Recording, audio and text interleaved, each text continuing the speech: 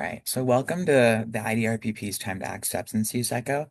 I'll just be going over a few housekeeping items for today, so if you haven't already, please put in your contact information in the chat so we can get that networking going.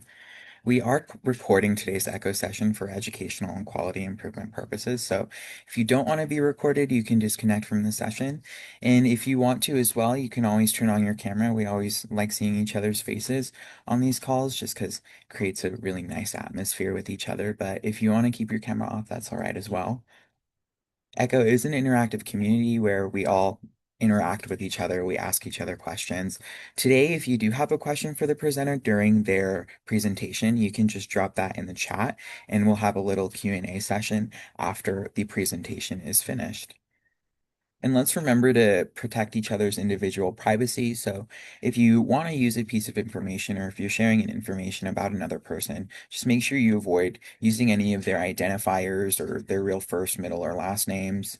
And we just got to de-identify. And if you're not sure about de-identification or if you have any other questions just about the session or anything like that, you can always contact one of our hub members. They should have an asterisk in front of their name. And if they don't, they will change that soon. There are three key components of an echo session. The first is our didactic speaker, which is going to be Heidi for today.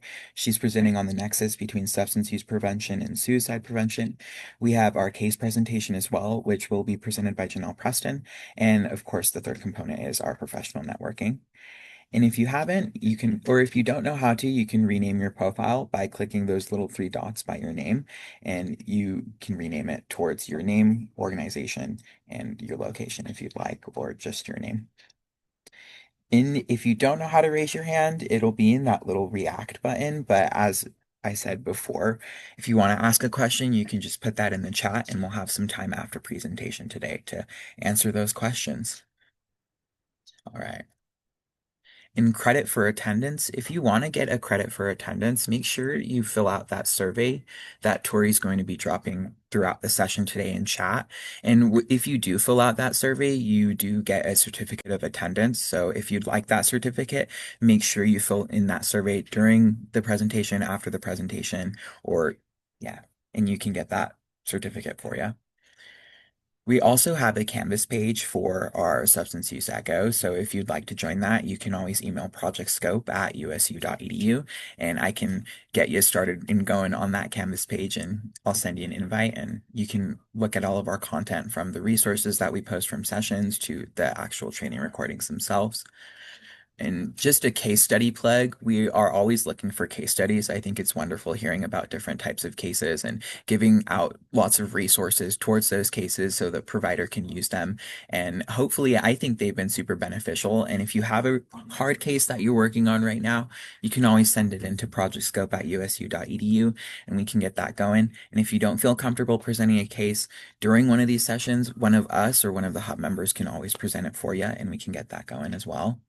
And make sure you're following USU IDRPP Project Echo on all of our social media. We have a Facebook, Instagram, and LinkedIn. We post a lot of the updates when sessions are happening and a lot of important information from the session. So I really urge you to go follow that. And if you'd also like, you can join our Facebook group where we sometimes can have discussions about session. If there's a question from session that we want to keep discussing, we can always do it through that group. So yeah, now I'll turn the time over to Heidi and we can get it started. Awesome. Good afternoon, everyone. I'm thrilled to be here with all of you today and always appreciate working with this ECHO group and appreciate the great work that they do. So today we're going to be talking about the nexus between substance use prevention and suicide prevention. Just by way of introduction of myself, I work in upstream prevention for the Department of Health and Human Services under the Office of Substance Use and Mental Health. And so I see all of you that are attending here today part of this great continuum family where we have these common goals, where we want healthy outcomes for our youth and for our families. We're all working in different parts of that continuum. And I want to share today some of the knowledge base that we operate from with all of you, and hopefully you'll find some of that that resonates with the people that you're working with, and have some ideas on how this can be integrated into the awesome work that you're already involved with. So, just to lay out objectives for today, we're going to talk a little bit about what we mean by prevention, and especially we want to make sure that we're being proactive to that. As humans, we kind of have a tendency to be reactive in the work that we do. So, just to consider and plant some curiosity, how can we be more proactive in the prevention efforts that we're having with those that we serve? And we're going to talk a little bit about what is that nexus, what is meant by that, and focusing on some of those upstream and shared risk and protective factors, understanding that those will reduce and produce some of the outcomes that we want to see. We'll talk a little bit about the science that we're guided by and end with some calls to action. I also hope along the way we can have some fun. I've integrated some personal stories. These stories may also remind you of your own personal stories or stories of those that you have worked with. So I hope you can identify the key principles in those and relate with some of what I share. So, what brings us together today as we talk about these two topics? When we talk about both substance use and suicide, just want to point out that we want to recognize that both of these things require a whole lot of vulnerability for people to talk about and for those of us that help serve people that are struggling with either one of those issues. It requires some vulnerability, and ultimately, the desire in that is that we can provide some hope and some help. And maybe some of you can relate to this image of that feeling like pushing a boulder uphill, some of us doing it in high heel pumps, but all the more powerful, right, in the work that we do. So just understanding that, this is a vulnerable space and that we have that common goal that we're operating under. With that vulnerability, I just want to share a few images of why these topics are important to me. As we consider those maybe that we have lost to either one of these issues, substance use or suicide, it can be vulnerable. This picture right here is one of my best friend's son. His name is Rodney Etheridge. We lost Rodney to a fentanyl overdose a couple of years ago. This loss is profound. He's a father of three, and Rodney thought he was getting some marijuana, but it was laced with fentanyl. And so, of course, a very tragic loss. Loss is vulnerable. Sometimes vulnerability and hope get wrapped up together. This picture is of another friend of mine, Sherry Matheson. And when I first met Sherry, I had just taken a suicide prevention course. It's called QPR, and I was being trained to be a trainer of that course. And so that training took me 3 days. And you all might say that I had a suicide prevention hangover after taking that class. But part of the reason for the hangover from the suicide prevention class is the amount of vulnerability that there is in that. And I recognized within myself that could identify some people that I knew and really cared about that very likely were at risk for suicide. And because I knew better, I needed to do better. And that was calling me to have some more conversations with the people that I know and care about. Sherry was one of these people. Shortly after taking that class, I started to recognize some signs on her from things she was posting in social media, even just some of her body language.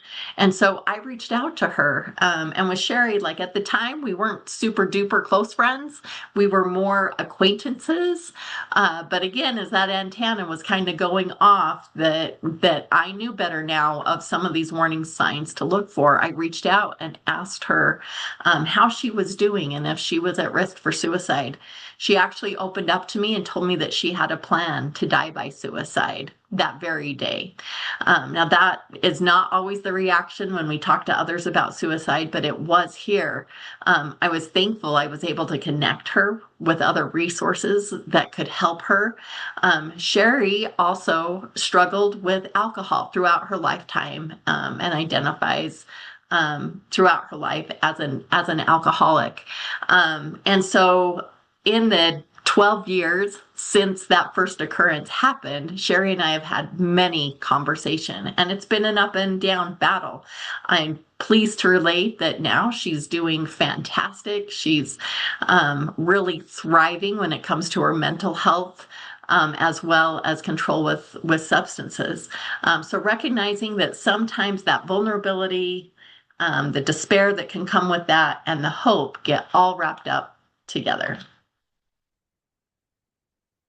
When suicide prevention first came on the radar for me, one of my sons, pictured here, the taller one, was the senior class president at Tooele High School. And that year at high school, he lost 4 of his classmates to suicide. At the time, I had a job specifically in substance use prevention, but we started to look at there's got to be a relationship here.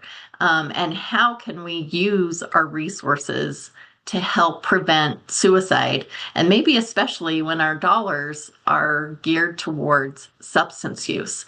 What can we do? We knew that there was some kind of relationship there. This also got extra personal for me because at the time, my oldest son was struggling with major depressive disorder, and I recognized that he was also at risk for suicide. So after I took my QPR prevention training, he was the first conversation that I had. And I knew I needed to ask him that question if he was at risk for suicide. Now, any of you that are parents out there and have had to ask this question about suicide intent can understand that that's a pretty vulnerable place to go. And at the time, actually, my heart was beating so fast I could actually hear it. You guys know that feeling when that happens. That was the case here. But as I was talking to my son and preparing to ask that question, there was a pause in our conversation after getting some of the small talk away. And I said to my son, hey, I just took this QPR suicide prevention training, and I don't feel like I would be a good mom. I know how much you've been struggling. If I didn't ask you, have you had thoughts about suicide? So at the time, and I'm exhaling now, like got the question out and asking him, but is the hardest part over in that? Of course, it's not over because we're anticipating what his answer was. And his answer really helped to shape some of the passion that I have today for this work. Here's what my son said to me. He said, Mom, I have thought about suicide. I'm not thinking about it now, and I don't feel like I could do that to the family. And then there was a pause, and he said, Mom, thank you so much for asking. Simple response, and certainly not the response that I wanted, right? What I wanted to hear is, Mom, I hereby swear that I've never thought of that. I will never think of that. And if any thought like that ever crosses my mind, I will kick it out and come to you immediately. His response was a lot more based in reality. But what I learned from his gratitude that he showed me was that this was a conversation that we needed to continue to have. We needed to get used to talking about vulnerable things so that hope could stay and increase in his life. I'm thankful to say we still have Tyler with us. This also has been 12 years ago, and he is doing well too. But just like with Sherry and with many that we know and love, these mental health journeys can be up and down, and that has certainly been the case with Tyler. So with all of that considered, want to just share this image demonstrating that all of us work on a continuum, and there are efforts that happen upstream before a problem is even present. What can we do in the life of a 3-year-old or a 5-year-old that will maybe help offset even the start of troubles associated with mental health or suicide ideation or substance use? We're going to talk a little bit about those things. And then, this image displays, and some of you maybe heard this prevention parable. We talk sometimes about the story about a man and wife that went fishing one day, and they're catching fish, they're enjoying the weather, and eventually they see a man floating down the river struggling for air, and he's drowning. And so the wife, of course, and him jump in to save this life. They call an ambulance, and over time, they see more and more people falling into the river. And so instead of spending their day fishing, they're rescuing people. As they move upstream, they can recognize where there's a beautiful lookout point and slippery rocks with no signs, no fences, and no way to really keep people from falling into the river. So the upstream work is really all about posting those signs, building those fences so that people aren't falling in. And of course, we know that there's value to people all along the river at any point that we can help them. I love that somebody has put this quote in the chat. There comes a point where we need to just stop pulling people out of the river. We need to go upstream and find out why they're falling in. That is the essence of the prevention parable. So as a society, we tend, like I said at the beginning, we tend to be better at reacting to a crisis than we are at proactively preventing these problems. That can be due to a variety of reasons. We all tend to be very busy. We're charged a little bit by emotion and adrenaline and running to put fires out. And yet with intention, we can intentionally make that journey, as Desmond Tutu says, to travel upstream and find out why people are falling in and mitigate some of that risk. So we have a choice there, whether we are constantly reacting or whether we're implementing some of these proactive measures. There's been a lot of research done on this. I've just included a picture here from the National Academies of Science, Engineering, and Medicine. This one is especially great, and I've linked it in the resources at the end of these slides, about how we can foster healthy mental, emotional, and behavioral development in children and youth. I want to highlight this specific quote in this study that said this: in the decades since that report was issued, a growing body of research has significantly strengthened understanding of healthy mental, emotional, and behavioral development and the factors that influence it, as well as how it can be fostered. And yet, the United States has not taken full advantage of this growing knowledge base. 10 years later, the nation still is not effectively mitigating risks for poor mental, emotional, and behavioral health outcomes. These risks remain prevalent, and available data show no significant reductions in their prevalence. Indeed, rates of depression, suicide, and self-harm among young people have actually been increasing nationwide. So there's a little bit of a call to action there for all of us to advocate for this to change. I've mentioned this quote already that I love: when we know better, we've got to do better, but it can take a concerted amount of effort on all levels, community, state, federal level, to get our dollars to line up with what we know. Like I also said at the beginning, we all represent a continuum of care. All of the efforts from health promotion, our efforts in prevention and coalitions that we have across the state, treatment professionals and recovery professionals all play a critical role in this.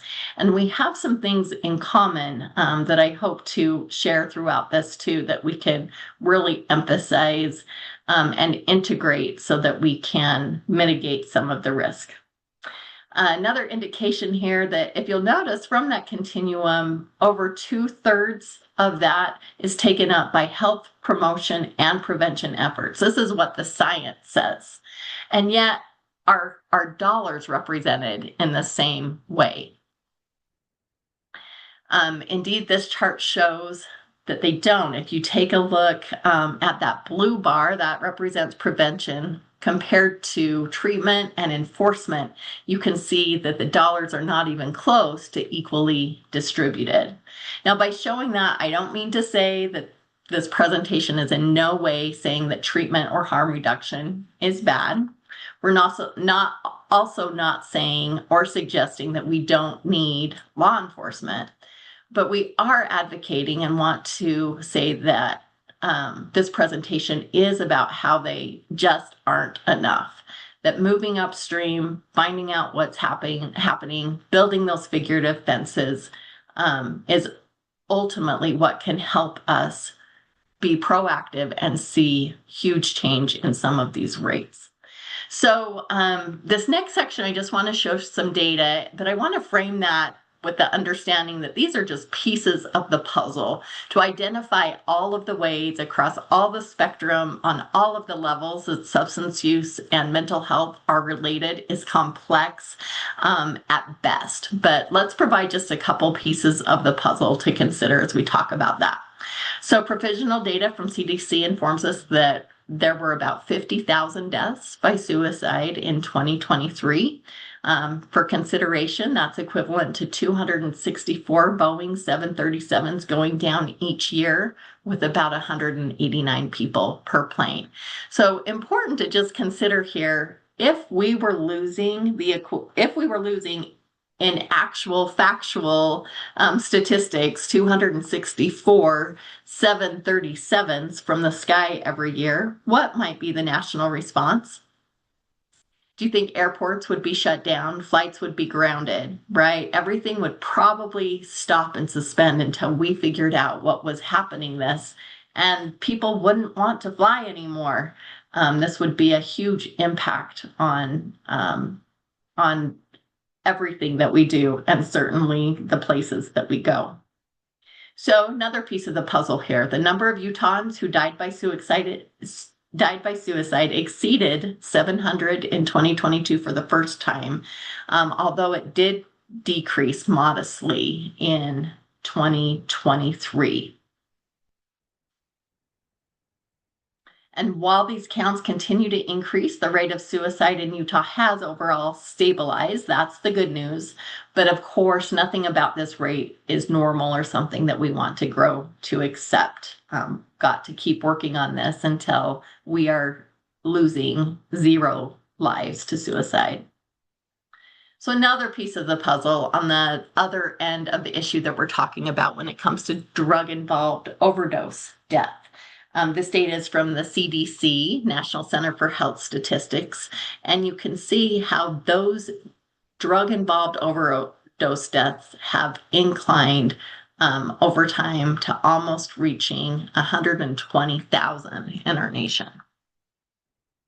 This chart also is overdose deaths by drug in U.S., so you can see that gray line there represents opioids and other synthetics. This is part of why we have known that we are in an epidemic state with those opioids. Another big player there are the psychostimulants with abuse, cocaine, prescription opioids, and then some of those other substances that, varies by state and by population. So some of the things to keep in mind when we study suicide and substance use disorder together. Consider this quote by Libby Stoit, MD. She says, frequent cannabis use, which represents 3 or more days a week, was associated with higher odds of past 12-month major depressive episodes, suggesting a possible dose-response relationship, and was consistently associated with higher odds of past 12-month suicidal ideation, suicide plan, and suicide attempts. Sociodemographic factors did not explain these associations. So another piece of the puzzle there to consider. This slide shows that the percentage endorsing the item is a function of having a past year cannabis use disorder or past year alcohol use disorder or no past year substance use disorder. So again, we're getting closer here to looking at some of those associations. You can see where there's higher use of those substances, we're also seeing higher rates of serious thoughts about suicide, plans for suicide, and suicide attempts. Okay, so as we put these puzzles together, a few things that we want to consider. Diagnosis of alcohol misuse or dependence is associated with a suicide risk that's 10 times greater than the suicide risk in the general population. Intuitively, we understand that these substances are going to put us at higher risk. Those who inject drugs are at about 14 times greater risk for suicide, and acute alcohol intoxication is present in about 30 to 40% of suicide attempts. We also want to recognize with all of that our language with both mental health and substance use really matters. And I'm sure of all of us to some degree or another are fighting against some of this stigma around both, and that we need to use proper language to help people feel connected to those that can provide resources and skills that will help mitigate both of these risks. So, just like Ben Franklin told us, an ounce of prevention really is worth a pound of cure. Considering all of that data that we just looked at, something I like to think about is just what all of those faces might look like. I showed some of them today. All of you have different faces that you think of when you consider substance use or suicide. And I kind of look at that pain as inflation. It's human suffering, right? Because it's not just the person that struggles, but all of those that love and associate with those people, that can equate to some human suffering too. So with inflation, its prevention is really worth a ton. So how do we define that nexus? What we know is that we've got to use the public health approach, just like when we're looking to address cardiovascular disease or other medical or public health issues. We need to look under the covers as far as what's causing these problems.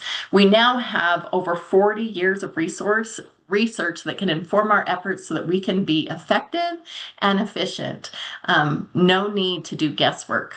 And of course, we know that collaboration is required for synergistic and comprehensive results.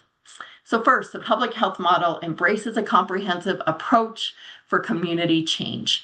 Instead of focusing efforts on just changing individuals, we can look at the community, the environment at large, and really look at some of the associated risk factors that surround those individuals to look at how we can impact those. So this begs the question, what are some of those risk and protective factors that are found both in substance use and in suicide, with the idea that if we tackle those issues, then we can address outcomes in both fields. So I'm going to share now some research from Dr. David Hawkins and Rico Catalano out of the University of Washington. Really two professionals that we revere as prevention pioneers in our field. A large part of what their work was is evolved in the data that I'm going to show you. They really set out to identify some of these risk factors as they relate to the problem behaviors at the top of the screen. So specifically, we're going to look at substance abuse and depression and anxiety. What I really want to point out about this research, I call the dots on this chart like the most expensive dots in the world, because each one of these dots represent that there has been at least 2 qualitative longitudinal studies done to show the relationship between the problem behavior listed at the top and then the risk factor at the bottom. So looking at this chart, we're specifically looking at the community domain, and we can see that we have research verifying that when youth are going through high levels of transitions and mobility, that they're at risk for increased substance use as well as depression and anxiety. Transitions and mobility is something we can look at in our youth, and we can think about how we can make some of those transitions more protective, more involved, and mitigate some of that risk. I also want to point out with this chart and a couple others that I'm going to show you, just because there isn't a dot doesn't mean that there's no association. It either means that research hasn't been done yet or there is no correlation. So as you all know, we need more resources, more funding to do some of this really important research. So switching now to the family domain, all of us understand this personally and professionally. When it comes to substance use and mental health, families are really important in looking at some of the risk and protective factors. So what their research showed here is that when there's a family history of the problem behavior, either with depression and anxiety or substance use, where there are concerns with family management problems, if mom and dad are working multiple jobs, not around a lot, not able to connect or set clear standards for kids, we see risk go up. And then, of course, when there's high levels of family conflict. Interestingly, when they studied just single parent homes, that wasn't as big of a factor as just the amount of conflict that was present in the family. And then here, looking at the school and the individual and peer domain, we can see that academic failure beginning in late elementary school is a risk factor for both issues, as well as early and persistent antisocial behavior and constitutional factors. And by that, we just mean some of those inherent factors that kids are born with. We know that some kids are more thrill-seeking, some are more introverts or extroverted, and all of those personality dynamics can relate to their risk as well. So once we identify those risk factors, what does that mean for collaboration? We know that we need more resources, we need more people, we need more funding to help address these upstream efforts. I also love this quote by Frederick Douglass that says, "It's easier to build strong children than to repair broken men." On the flip side of the risk factors, those same two doctors, Hawkins and Catalano, work to identify protective factors. So when we relate this again to the public health model and we're talking about heart disease, we might say risk factor is, family DNA or genes that make you prone. It may be a sedentary lifestyle. It may be a poor diet. So those protective factors that are going to mitigate some of that risk are going to be getting on medication to lower my cholesterol, getting a little more exercise, and trading in some of those not so nutritious foods for more fruits and vegetables and healthy things that will help mitigate that risk. So these protective factors are like that exercise and that nutrition. So things like cognitive competence, social behavioral competence, having a belief in the future, pro-social norms, recognition, just giving our youth some data boys, data girls for the great things that they're doing. And then, of course, bonding to pro-social others. These are all things that are protective in both domains, both for mental health as well as substance use. And I want to illustrate how some of that is done. Hawkins and Catalano also organized these protective factors into this social development strategy. And I have to say, I was really excited. Just this morning, I was listening to a podcast, and there's some new research out by a psychologist out of Massachusetts, I believe. And I got so excited because the research he was sharing was talking about how we can look at those that are struggling with behavioral problems as a skills deficit issue and simply ask ourselves, what skills is this person missing so that they can do better in their lives? And as he continued to talk, he was just talking about the social development strategy. In fact, I'm going to see if I can find his email and reach out to him and see if he knows about and understands this theory, because the science that's been done here collaborates what he was sharing. So to explain this chart a little bit, all of us want ultimately healthy behaviors for our kids. The scientists set out to say, okay, well, what do we need first and foremost? What does the research shows? And what they identified is that first and foremost, we need very clear standards about what those healthy behaviors are. So AKA in common language, that's what we call rules or standards for behavior. We find them at home, we find them at school, we find them in the laws in our communities and the environments that we live in. So that begs the question, if kids have clear rules and they understand what they mean, will they always follow them? And of course, we know that that is not always true. We could only wish, right? But what the research found is that when kids have a warm or bonded relationship with the people or the institutions that are setting those rules, their likelihood of following those standards goes way up. So those healthy standards are vital, but I call that bonding. That's kind of the secret sauce that helps kids want to adhere to those standards that are being set for them. Then they took the research a little farther and they said, how then do we create that sense of bonding with kids? And that recipe is located here on the flag post to the left of this image that says, whenever we provide an opportunity to teach a youth a skill and then give them recognition, we're creating a sense of bonding and literally adding a layer of protection to their lives. I love this illustration of the social development strategy because trees are living things like humans. So we can see that for a tree to grow up healthy, we know that it needs water, sunlight, all of the really important things. So the tree analogy here shows that as a child grows up, they branch out into different domains of the community.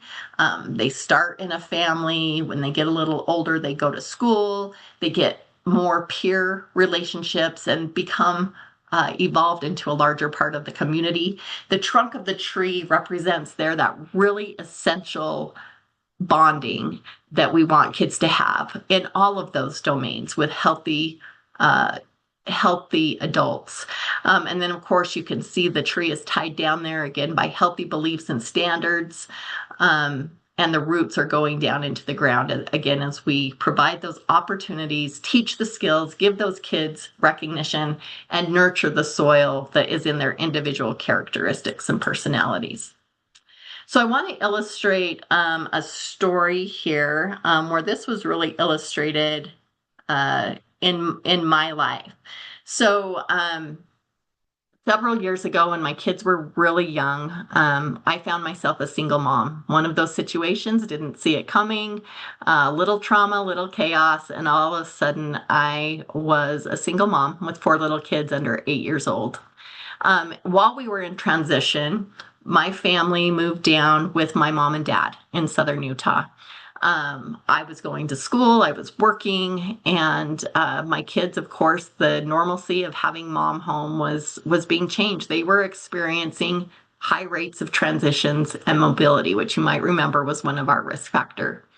My 4-year-old son at the time developed a new habit that was really not a very fun one.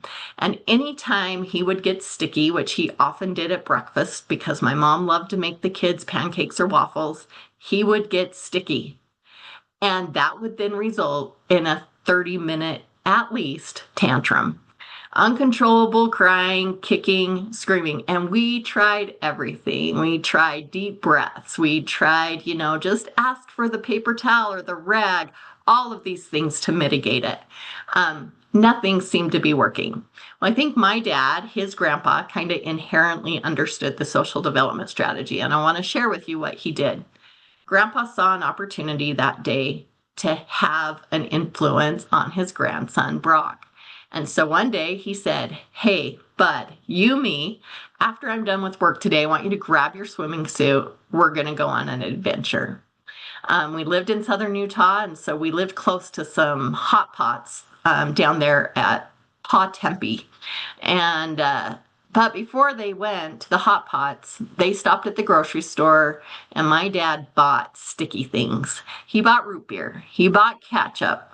He bought syrup. He bought all the sticky things that he could find, which kind of raised an eyebrow from my son. But then once they got to the hot pots, they got in their swimming suits, sat down on the rock, they were in the hot water. My dad popped open a can of root beer and poured it on his own head.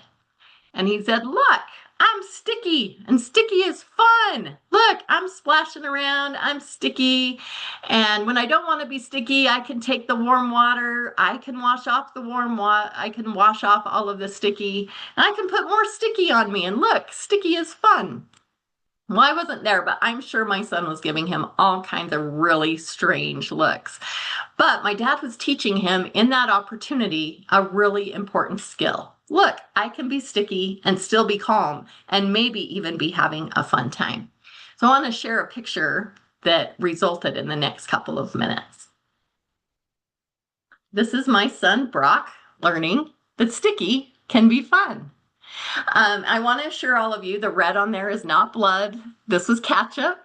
And this was a moment that was life changing for my son because he learned in this moment that he could be sticky and he could still have fun. This not only impacted me, or him, but me as his mom, as a single mom that was also having a whole new set of risk factors and life trials because I didn't have to deal with that 30-minute 30-minute time segment of stress and chaos anymore in the morning. So, of course, we gave Brock lots of recognition. Good job, bud. Way to be sticky and keep calm. And the next morning at breakfast, when he got a little bit of syrup on his fingers, we literally saw him say to himself, sticky is fun, sticky is fun, sticky is fun. And this has kind of become a mantra for his life and for our family, and a little bit of a legacy that Grandpa has passed on. So as Brock got a little bit older, he loved to play basketball. Can basketball get sticky? Those refs can sure make things sticky sometimes. Grandpa continued to teach him, hey, don't sweat it. Sticky can be fun. When he grew a little older, he had an opportunity to serve a mission for our church in Nauvoo, Illinois, where he had to help put on singing and dancing shows 6 times a day with 30 other kids in really hot and humid temperatures. These clothes were so sticky by the end of the day they could stand up by themselves, I'm telling you. But Brock remembered the story with Grandpa, shared it with his entire team, and before every show, they would chant in the back, sticky is fun, sticky is fun, sticky is fun. Now that young man is a father and a husband. Can those two roles be sticky? They certainly can, but he carries on with this attitude, understanding that he can be resilient and sticky can be fun. And I just realized the other day his oldest son, Porter, is now the same age he was when he learned this lesson. And so it's kind of come full circle. So that's the social development strategy in action. You can see there the problem was these tantrums. All of those normal solutions that we think of as far as like, okay, deep breathing, time out, yeah, they might help sometimes. But what really became the magic was his grandpa looking for an opportunity to bond with this kid, to share some skills with him, model those skills, teach him some skills, and then recognize that behavior in a positive way. And it really was life-changing for him. So, a couple of challenges associated with this. Number one, to employ this social development strategy, think about who you could use this with in the next 7 days. And then I just say rinse and repeat. When you see an active problem, think about what opportunity is there to teach this child or this person a new skill. Maybe people really are doing the best they can with the knowledge set that they have, and they need some new skills to be able to move forward in a healthier way.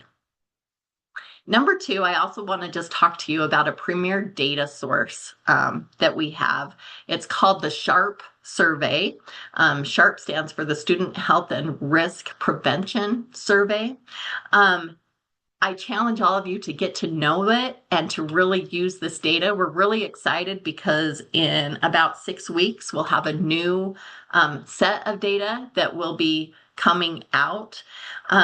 This data is trusted because it's confidential, voluntary, it's not harmful to kids in any way, easy to access, it's transparent, it's valid and free. We've had it here in the state of Utah for over 20 years, and it really helps us to assess where the problems are, and even better, the risk and protective factors that are related to those problems so that we can be really strategic in what we do as a community. And this is a tool for parents so that they can do those things at home. And then, of course, for us as preventionals too. This is the website for SHARP, sharp.utah.gov. I've also put a QR code there that you can use to access that website. And then the third challenge that I'd lay down is to join a coalition. We have over 80 coalitions across the state of Utah that are actively working to identify where the kids in their community are at increased risk and where they're missing some of those protective factors, how those skills can be implemented more. And so that can be a really great thing. And all of you as professionals in this field would be a welcome addition to any of those coalitions. Love this African proverb that says, if you want to go fast, go alone. And of course, if we want to go far, we need to go together. So again, another challenge to get out of our silos, which so easily can happen, and collaborate with those across the continuum. These coalitions all work through some variety of the strategic prevention framework where they assess the data, they work to grow capacity in their communities. They do a lot of really strategic planning, implement programs, policies, and practices, and then evaluate their efforts, all while keeping an eye on how they can sustain their efforts and be culturally sensitive, competent, and humble about the people that are in their communities. Prevention is strategic, it's logical and effective. And again, because we have these 40 plus years of research, we have what we need so that we don't have to do the guesswork. We don't have to just go with what our intuition tells us might feel good as a fix, but we can really lean in on that research to identify the problem, see what the risk factors are, complete an intervention, and then have short-term outcomes that are going to be a reduction of that risk or an increase of protection that will ultimately result in a longer-term outcome, which is going to be less substance use, less risk for suicide ideation and completion. So understanding, I think we can all agree, youth today are our future, and they deserve investments based in this evidence in science and not just in guesswork. Just want to highlight some of the programs that are used across the state. This first one, we do have some really good family programs. Both Strengthening Families and Guiding Good Choices invite parents to come participate in these programs where they're learning some of this science. They learn the social development strategy. They learn how they can better teach their kids some of these skills to navigate the world that they live in. I will say too, because I know we've got folks here from the treatment realm, one of the most successful Guiding Good Choices classes I ever saw was when we partnered with a treatment professional, a local therapist that said, I have several families who could really use this class as a supplement to the therapy that they're getting in my office. And he would ask them at the close of their session, would you be interested in taking this class? I've taken it. I really would recommend it to you. He could take their names, phone numbers, and emails down right there and then send them on to us and really go a long ways in helping to get people enrolled in those classes. We have school-based programs like the Good Behavior Game and Life Skills Training. Both of these programs have been researched and tested to have a great impact on some of the risk and protective factors that are associated. Want to highlight this program really quick. We paired up some foster grandparents. So these senior citizens worked in schools and were paired with young kids in tutoring them how to read. We decided to take a step further and train these senior citizens in the social development strategy so that they knew how to look for opportunities to teach these kids skills and give them recognition. What the awesome thing about that has been is we've seen how protective that is, not just for the youth, but also for the senior citizens who can also be an at-risk population. This is another strategy that's been done in some communities that implements the social development strategy of having youth recognition nights. These were done at the city council meetings. Up to 6 to 8 youth would be highlighted at every city council meeting. We've got 3 on this particular night, a chance for families to come and hear great things about the good human-based things that their kids are doing. We worked really hard to not make this an intellectual or academic-based award. Those kids are often getting a lot of accolades, but really focused this award on what kids are showing up as just great citizens and great humans.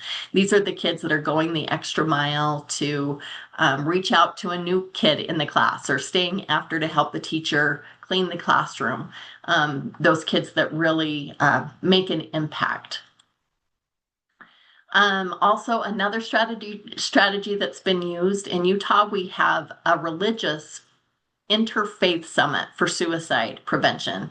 This is a great opportunity for faith communities to come together. This was Governor Cox when he was the lieutenant governor, and he came and spoke of his own experience with suicide ideation and being bullied as a teenager, which was really profound. Those happen every year. We'll have one in October. I should have put the flyer. If any of you are interested, feel free to email me. In fact, I'll just send that on if any of you are interested in attending that. We'd love to have your participation in that. We also have several campaigns that aim and target suicide prevention as well as substance use. Parents Empowered, Know Your Script, and then the Live On campaign are all great resources. Again, just an encouragement if you're interested in joining a coalition, I've got a QR code that will take you to a page where you can identify the coalition in your area. And then just this idea that change happens at the speed of trust. And so taking time to build and foster relationships as we do this is so important. Leave you with this thought, because hope is what we're all after, and the goal to reduce suicide ideation as well as substance use, understanding that hope is being able to see that there is light despite all of the darkness. And with that, I will close and open the conversation up for any questions there may be.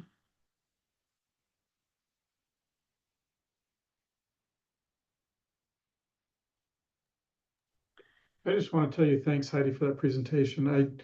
I put that quote in from Desmond Tutu. That's one that I've followed with my own kids and people I've interacted with, because so often we are on the prevention side. I'm a physical therapist by profession, and so I always catch people after they're done with surgery. You know, in the physical therapy profession, that's where we find them. And there's what they call prehab, where you come in and you get them ready for surgery so they come out with better results. But unfortunately, insurances like governments don't pay for that part of it, so it's usually left to the individual to pay for that part of the prehabilitation rehabilitation process. But I love what you talk about here with the importance of recognizing ahead of time and trying to make sure we keep people the stitch in time saves nine, an ounce of prevention is worth a pound. I mean, those are all things my mom used to always tell me when I was a kid. And you know, I always thought, okay, yeah, that's great. But you know, as you get older and live a little longer, you see that prevention is so critical. So thank you for your presentation. It's wonderful. And one of the reasons we do this substance use echo is to help people come to a better understanding of what prevention can do. So thank you for your time. Love that. Thank you so much, Kurt. I hadn't heard about what'd you call that? Pre-therapy or Prehab instead of rehab. rehab? Yeah, brilliant. Another way to be proactive, right? I think that's a great comparison for the medical world. And if I ever need surgery, I'm going to look into that. I had a question. Yeah. I was honestly wondering, I mean, there is a really big stigma around substance use and obviously mental health disorders, but what kind of stigmas have you faced within communities, or do you think that maybe stigma is being more reduced throughout communities here in Utah? Yeah, you know, I think there are a lot of really good efforts. I think one of the main stigmas that we have here in our state, especially, is just thinking, not my kid, not here. It's just not a problem. And so that can, you know, it's a vulnerable thing to maybe think that your child is at risk for either one of these things. Again, when I went and was trained in suicide prevention, I really, maybe in the back of my mind, I thought my son was at risk for suicide, but I think if that thought popped up, I just pushed it right down, right? Because who wants to think about that? So just this idea that being open and talking about those things actually reduces risk. It involves us to get a little bit uncomfortable, stretch ourselves that in ways that maybe we wouldn't. But that can go a long ways to decrease the stigma, help us be more open, and also reduce risks in our communities as well as directly in our families. Awesome. Awesome. Thank you. Thank you for your presentation as well. I really appreciate your insights, and I think it's wonderful that you presented on this topic. Yeah, and I think it's really critical work that you're doing. So thank you. And now I'll hand the time over to Janelle, because I know that she joined as well, and she'll be our case presenter for today. So, where are you, Janelle? Everyone.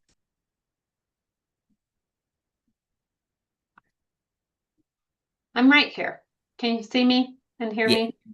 Did I share my screen for the correct one? yeah. Okay. So I'm Janelle Preston. I am a special educator. I work here in Northern Utah in our Part C early intervention program. This little kiddo has turned 3. Right now, he does attend a day treatment program that utilizes a preschool curriculum. He's there 3.5 days, and currently there's 9 kids and 3 adults in the class. He did not qualify for Part B preschool, so that transition didn't happen. So this is the placement he's at. He is very emotional and he needs ongoing assurance and hugs, or some type of physical touch throughout the day. He does have a diagnosis of trauma and stressor related disorder, and he's currently in kinship home in the care of the and then there is neglect and maternal substance abuse in his history. And he also had a death of his newborn sibling. So the primary areas of concern is that he does struggle with transitions. He does scream, yell, and become overall dysregulated, and he screams throughout the day. He struggles with participating in class activities. He does wander around and often needs one-on-one support. When unable to get away, he starts to hit, kick, and scream. But his speech is appropriate, so he doesn't need the speech services. And some of the strategies that have been happening is that he does get individual therapy 1 time a week from the health department, or it's Bear River Mental Health Department. There is in this day treatment that he is at, they have a mental health clinician with him that does assist with those behaviors and providing interventions. He receives outpatient OT and PT weekly, or he did receive those through the hospital, but like I said, he did not qualify for Part B school district. They use visual schedules and first this, then boards with him, and they've used timers in his kinship care. They do have a safe place in the classroom. He did have a hearing screening done recently, which he just passed. So some of the goals that they have at this a place that he's at is that he would transition appropriately and use his words to vocalize his wants and needs. He's really smart. He can tell you the colors of the rainbow in order, his name, how to spell his name, colors, shapes. He's learning how to read books and sight words. He is on a 5-year-old education level and he's only 3. So some of the questions that they have asked about is, how do we better support this child in the classroom? And are there new interventions that they can try with transitioning? And would referring to for a psychological evaluation be appropriate? And if so, where would we go to for that?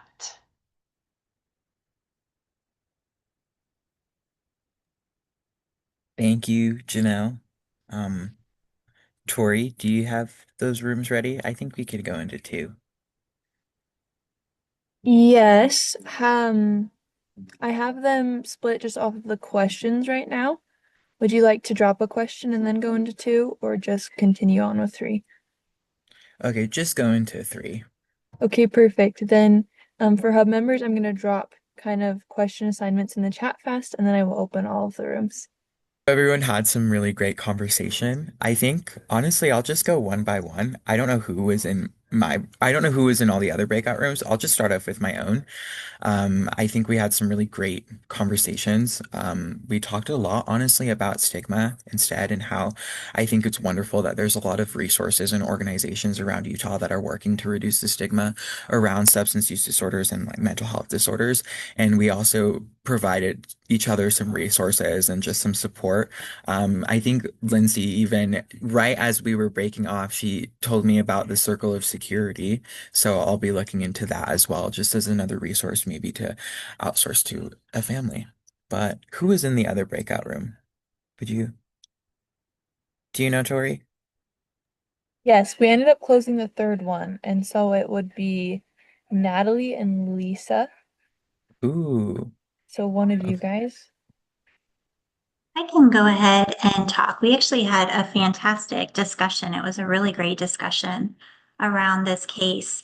And to try to summarize, because we had a lot of great suggestions and ideas, where we came to was just the importance of advocacy on mom's part, and helping her feel confident in doing that, and also recognizing that she has the right to do that. And that could start with looking closer at the evaluation that happened, with the Part B system and why he didn't qualify. Would it be appropriate or reasonable to ask for additional evaluation? It sounds like this little guy's doing amazing cognitively, but there's a lot of other challenges that could potentially impact his academic performance. And should those other areas be looked at more closely, by Part B, to ensure that he's set up for success right from the get-go, so that he's more successful in kindergarten and first grade and down the road. So we did have a conversation about that.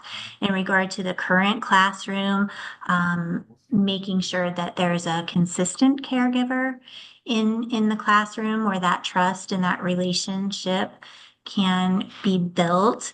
And then some interventions that were mentioned is helping this little guy learn to identify emotions. A great idea was saying goodbye to an activity transition. So good blocks, as he's leaving, just to end that activity and help him verbally set himself up to move to the next one.